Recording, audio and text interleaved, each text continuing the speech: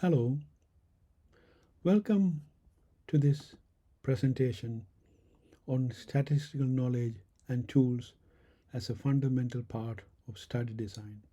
This is Dr. G. Narenthiran from the UK.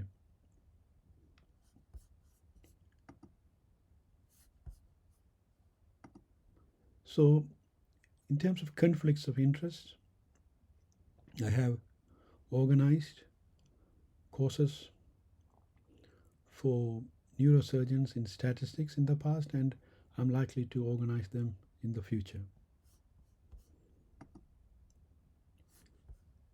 Just to more carefully look at what the title is all about. The title is about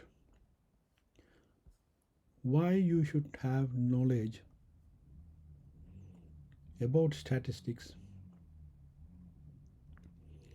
at the planning stage of the study. Because most of us, we think about statistics once you have got the results. But here I'm trying to say that it's important to think about that at the planning stage. And I'm also going to talk to you about the softwares, statistical softwares that are available in the market.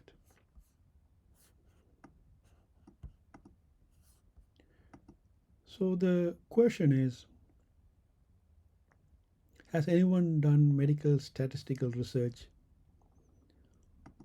without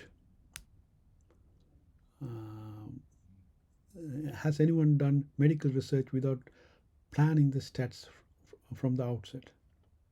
Of course, all of us have, and it doesn't mean that you have to definitely plan it to do the research. However, planning to do the research is much better, because otherwise you might get into trouble. You might get the results and then find out you are in a pickle because the statistical tests that you need to do are too complex, that you don't have the resources or the persons, or you should have actually collected further data to do the statistical tests. So, as the old adage goes, failing to plan can be planning to fail. So, it's really good to plan from the outset.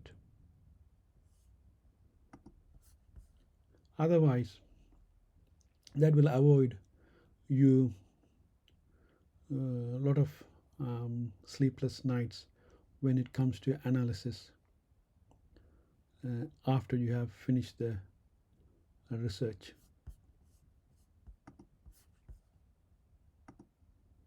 So, the first part of this talk is why have statistical knowledge? Well, statistics is the language of medical research. What do I mean by that? Well, if you look at any journal, you will find each paper which is considered as a research will have a analysis based on a statistical analysis and the inferences based on the outcome of that statistical analysis. So, in medical research at least, it is almost impossible to do research without having statistics to it. So, knowledge of statistics as planning, I'm going to cover these topics: calculating the sample size, statistic guide study design, planning resources for data analysis, set out the analysis from the outset, plan data analysis of primary endpoints, plan analysis of secondary information relating to risk factors and subgroup analysis, randomization, missing data, and interim analysis. So, let's start. So, first and foremost is calculating sample size. This is important to do at the outset. Why? Because if the sample was too small, and if at the end that you do a statistical test and find that there's no statistically significant difference between the test and the control, if the sample size is small, then you will be criticized that the study did not have power to make that inference, because it might be that there is a true difference, but the sample size was too small for it to be statistically significant. So, corollary, what about then? Why don't you just do a very large study with a very large sample size? You could, but the problem is that you might do a unnecessarily large study with unnecessarily spending time, energy, and money, when a smaller study would have been adequate for the analysis. So, calculating sample size is absolutely paramount at the planning stage. And for calculating the sample size, it depends what type of statistics that you are planning to do. That affects the sample sizes. So you see where knowledge of statistics becomes important. Next point is statistics guide study design. Study design and statistics are two different things, but they have to complement each other. You can't come up with a complicated study design for which you don't have a statistics. And in the same time, you can't have a complicated statistics for a study design and the statistics that you can't actually undertake. So, statistics and study design, you have to look at them both together.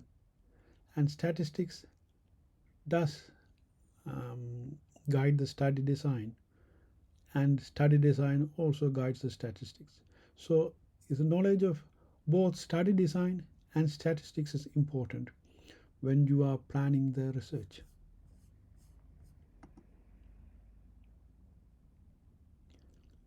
The research, medical research that we have done, and most of us still do, the analysis is done on what's called the frequentist statistics. However, there's another field of statistics called Bayesian statistics, which is supposed to be better, however more complex. It requires your brain to take few somersaults. And last week, a major paper was published in the New England Journal of Medicine on minimally invasive removal of intracerebral hemorrhage. In that study, they used Bayesian statistics, not the frequentist statistics. But for that, they had to have three people from a company, a statistics company, to devise and analyze the statistics of that study. Usually, the statistics section in a paper is a small section. Here, the statistics section on the methods section was 1.5 pages. And you try to read what it means, it's unbelievably tough. So here, they had decided at the beginning that they are going to do a Bayesian statistics, and they had got people to help them do the Bayesian statistics. So if you're going to do that, then you have to plan it ahead. Yes, you have to plan the data analysis from the start. And you might ask why. The reason is that if you do this study and then decide on the data analysis, people might criticize that you decided on the statistics after looking at the data. So if you want to have an integrity of your study, then you have to plan it ahead and you have to stick to that plan.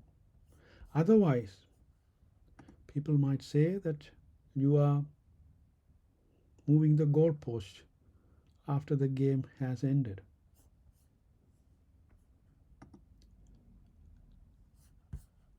Then if we look at added values, so in a study you have got the primary endpoint, secondary endpoint. The added value of a study is like it's looking at the risk factors. And if you are going to look at them, then again you have to decide how are you going to analyze the data to find the risk factors. Are you going to use linear regression, multiple regression, logistic regression? If it is logistic regression, which type of logistic regression? And if you are going to build model, are you going to use logistic regression or machine learning? And you have to figure out how you are going to do it, whether you have the resources and whether you have the expertise from the outset. As I said again, if you are going to analyze statistics for subgroup analysis, it has to be done. The subgroup analysis should be defined from the outset, and the statistics has to be decided. If you do that study and then do the subgroup analysis, then it will be called post hoc analysis, and it's considered a poor practice. Also, if you are doing a randomized control study, there are many different types of randomizations. Only if you have an understanding of statistics, you can decide which randomization you are going to choose and what are the strengths and weaknesses. The other important thing is, what are you going to do with missing data? Many times you don't get the full data set for all your patients. You lose patients in follow-up. How are you going to deal with the missing data? Are you going to ignore the whole record for that patient in the analysis? Or are you going to use imputation? That is, guess what the results could be, and for that you have to use statistics. It's a complex art. Obviously, it can, you have to get it right, otherwise it can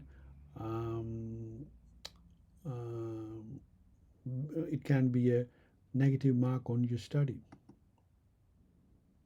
And once again, if you are doing studies, important studies, comparing a standard treatment to a new treatment, you always do an interim analysis to make sure that one is not better than the other, or one is not causing harm. But when you do these interim studies and then you decide everything is good and you are going to carry on, then it does let the people who are doing the research get a feeling that there's not much difference, because if there was significant difference, the study would have been stopped. So this can lead to biases. And how are you going to use statistics to address these biases?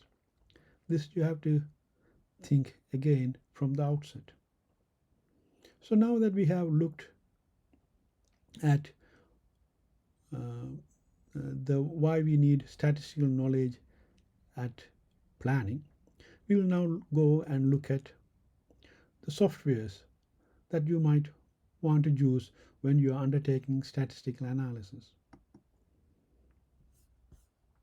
Medical statistics is a complex subject. Statistics is obviously a profession of its own, and it's in very, very high demand, because we are living in a world which is driven by data science, and the people who deal with data science are statisticians and also computer specialists, but analysis comes to statisticians. So they are sought after. And trying to get a hospital statistician can be very hard work. And if you are doing a study without research funding, you might not find that the hospital statistician is going to come and give you advice unless there is funding from the department that goes to the statisticians to give advice. Because nowadays you get nothing for so-called free. So if statistics is complex, why then doctors should use statistical program? Well, the way I look at it is like car. I can drive a car from A to B, but that doesn't mean that I know everything when what's under the hood. And in the same way, I use statistics to go to A to B, and if I need advice, I will have to still seek the advice of a professional statistician. If the study is complex, then for, let's say, for a randomized control study, you have to get a statistician. But it's also good to have a feel for yourself, to have an insight by using statistical program. Most times medical research is done and reported without statisticians being involved. And this is because the statistical software does the hard work, and you need to know when to use it, what are its limitations, what are the assumptions, and what does the results mean.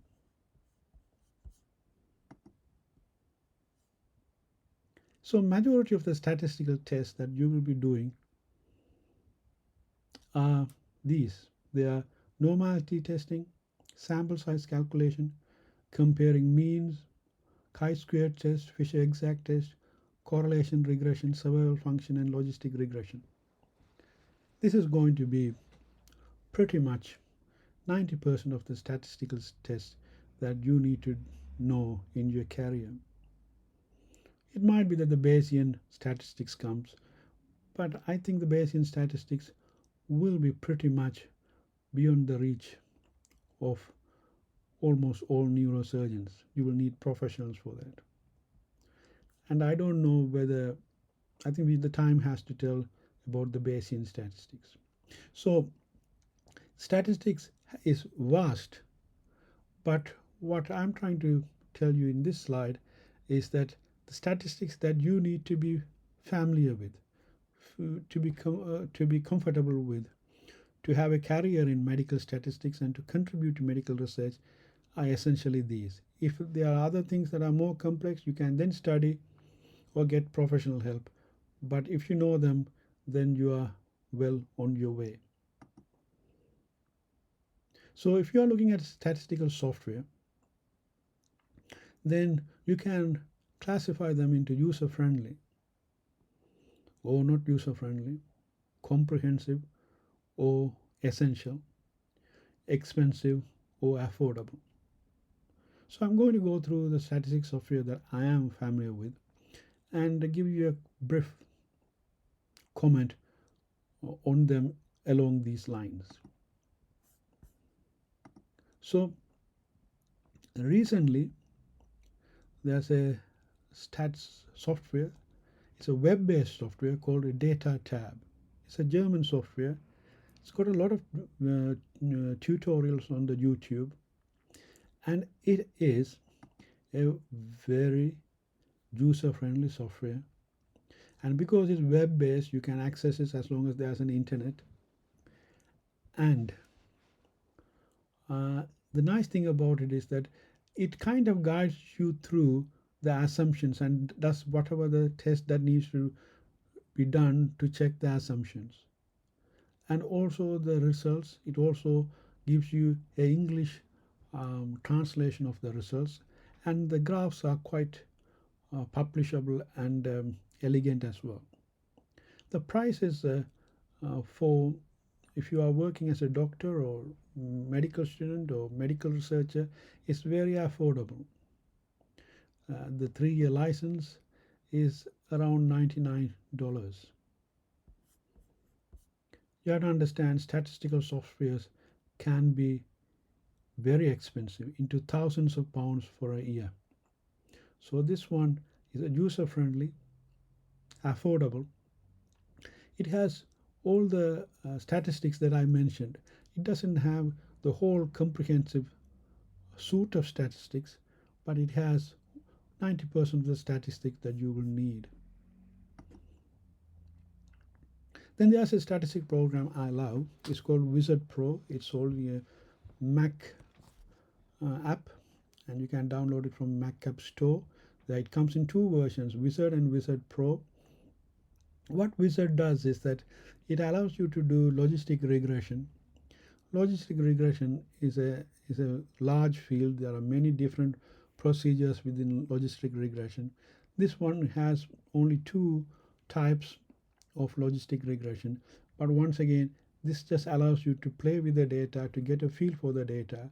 But if you really want to do logistic regression, you really would need to get a medical statisticians to help you. The it's on the yearly subscription is affordable. uh, the uh, the pro version is almost three times the price, but the pro version basically is to import data from large statistical softwares like SPSS and Stata and SAS. It's a very pretty software. And the important thing is not only it does logistic regression, but it also allows you to build models like ETV success score. So it just automates the whole process. So I will, if you are a Mac person and if you are interested in statistics and if you are interested in trying to do more complex research involving logistic regression, I think you can't go wrong with getting Wizard Pro. Wizard. The user-friendly, limited but expensive is something called GraphPad Prism. GraphPad Prism was probably the quintessential user-friendly software. It was developed by a scientist, a bioscientist, and mainly now it's a annual subscription model, and the price has increased year by year from 2021 to 2024.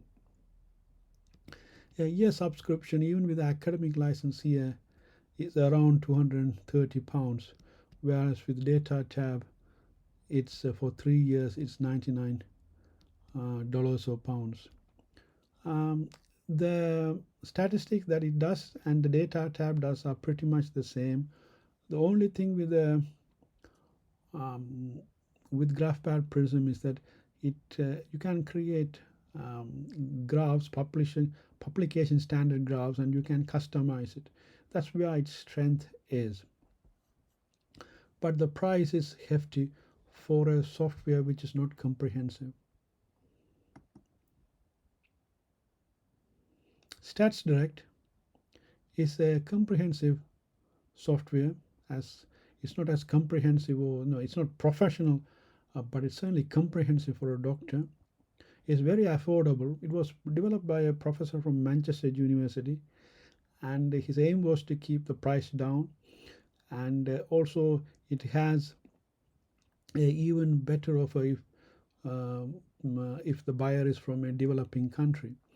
It comes in a 3 year um, 3 year a subscription for 3 years, and it's not the prettiest software, but it has pretty much most of the statistical tests well and beyond what you would need in most cases as a medical researcher. A Minitab, I would say it's a semi-professional. It's not as powerful as StatsDirect. It's mainly for the people working in the industry, but it's also used extensively in medical science because it's easy to use. However, the price is astronomical, but the price drops very low, as in about £150 if you are using academic license. Sometimes you might be working in a hospital, not in a university. You might write to them and say, look, I'm working in a hospital, can I get the academic license? I'm not going to make money out of it. But I think better than Minitab, I'll come across. I will tell you about the other software that you might use, which is for the same price. You have got more functions. Excel stat is one of my favorite.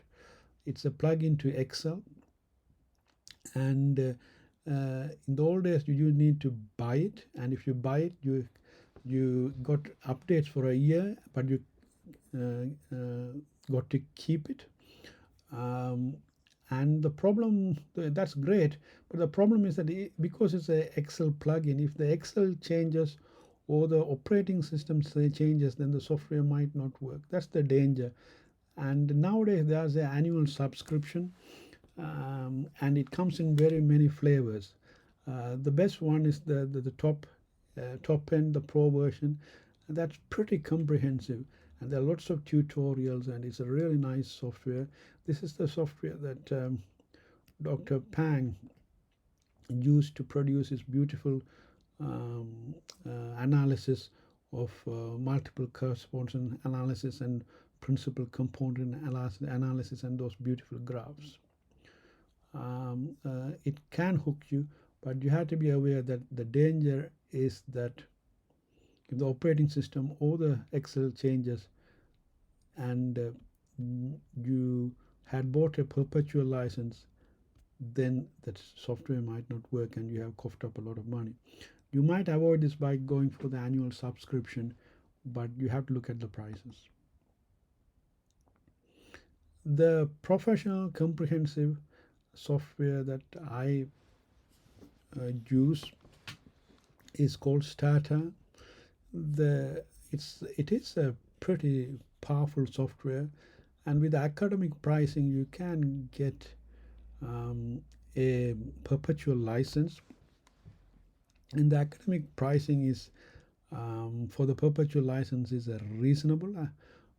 It does probably, you can go on at least one good holiday for a few days or for a week to Malaga, but I think it's well worth the investment. Nowadays they have also started a yearly subscription as well.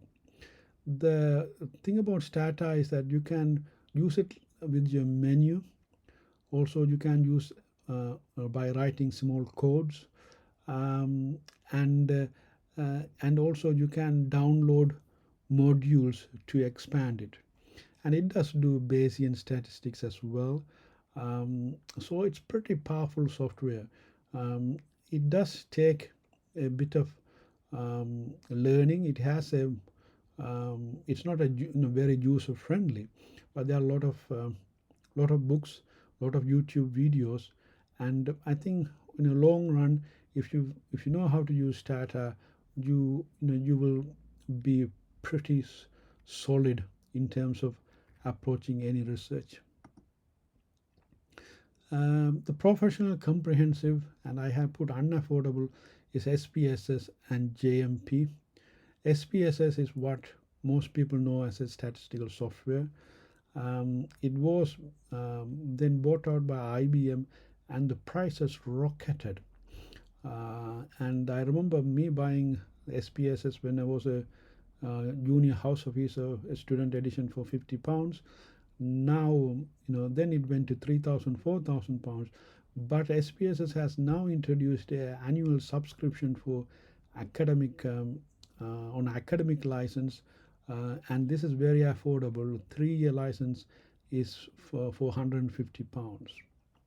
If that's something that you can afford, I think it's worth it, because on the CV, if you put that you are good at SPSS, then most people will recognize SPSS. Whereas Stata, although it's more professional or as professional as SPSS, but it's a bit too high. Stata is too high for most people to know, but SPSS they know. So on a CV, if you know how to use SPSS, that sits nicely. The industrial standard, or the top of the pyramid, is SAS. It's extremely expensive, and if you are with universities, you might have access to SAS. You don't need it, to be honest. These are the ones that deals with huge amount of data, like when companies are doing polls, or the polling companies for elections are trying to find out which party is going to win. You have to write codes, and so I think this is really beyond need for a neurosurgeon or a medic. as powerful as SAS is probably R, and if you use it with R Studio, it's actually free. That's the amazing thing about it. So R is the language. Um, it's a software that allows you to do the statistics, and it's open software, and it's very powerful. And it's like the engine in a car. And R Studio is like, to make it easier, like a hood. And the R Studio also comes in many flavors, but the um, individual license is free. You can download them both anytime from the internet. And once again, there are in the old days you need to write codes for R. This used to put me off in the past, but nowadays with all the AI tools like ChatGPT and Copilot and Proximity, getting these codes and learning these codes are very easy using the AI. So I think it's well worth downloading these softwares and getting a feel of it. So we have covered a lot of softwares. The question is, which one? I think when you have a lot of options, it's really difficult to make up your mind, because always each one has its advantages and disadvantages.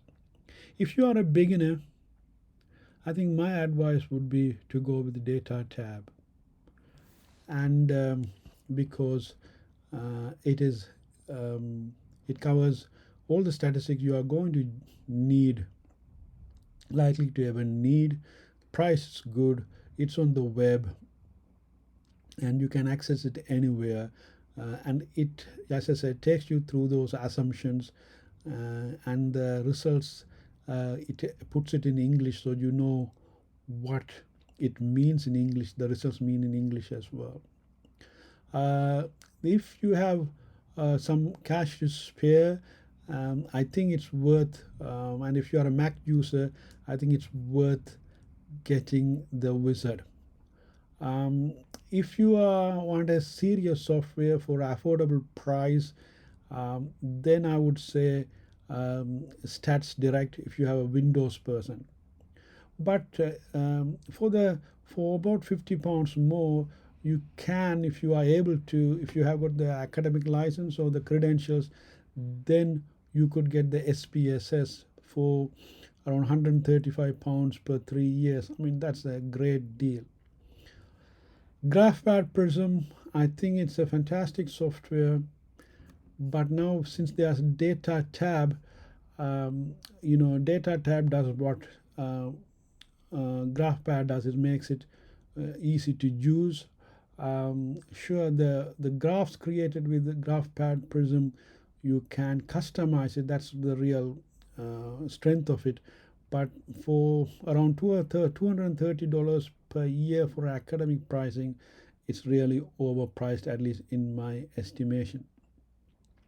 And if you are going to use a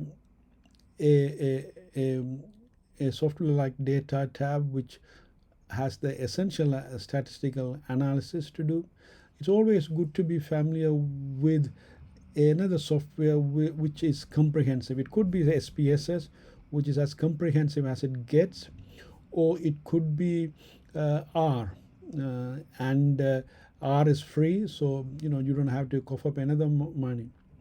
But if you do like medical statistics, and you want to develop an expertise, and if funding affords, then you might look into getting StatTower or Excel Stat.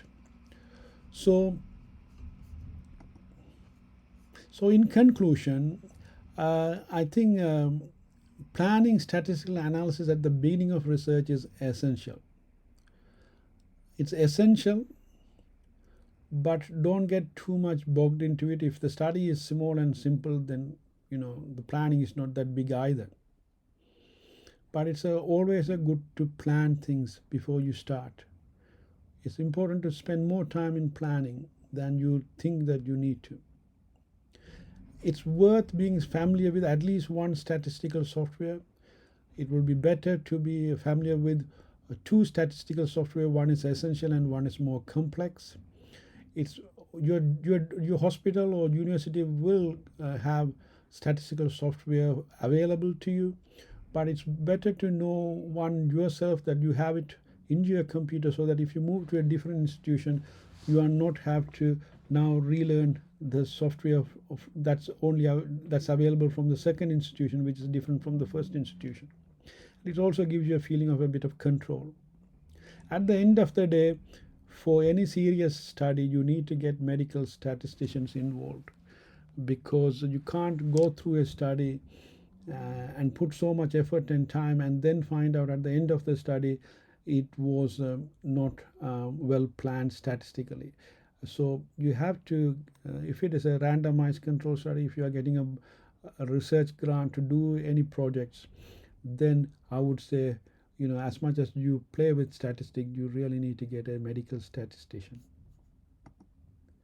I hope this talk on medical statistics, the two aspects of it, why you need to plan the medical statistics from the outset, and the available softwares, and has been helpful.